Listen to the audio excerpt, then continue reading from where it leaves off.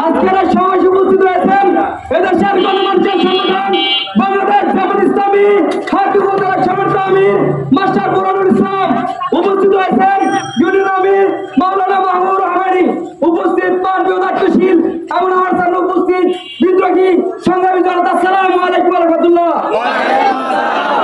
আমি শুরুতে শুকরাতা করি সেই মহানরবের, যে মহানরব বিগত 16 বছরের স্বৈরাচার শাসনের, সেই স্বৈরাচার শাসকের আমাদের কবর থেকে উদ্ধার করেছে, সেজন্য শুকরাতা করি আলহামদুলিল্লাহ।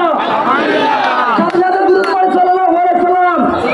সম্মানিত উপস্থিতি, আজকের সমাবেশের দাবি পবিত্র মাহে রমজান উপলক্ষে আমরা দেখেছি বিগত সময়ে স্বৈরাচার শাসক রমজান আসছে দ্রব্যমূল্যের দাম বাড়িয়ে দিত। আমরা দেখেছি তারা বিভিন্ন মন্ত্রীরা বক্তব্য দিত যে আমাদেরকে খেজুরের বদল আমাদেরকে পরিধি ইফতারি করার জন্য।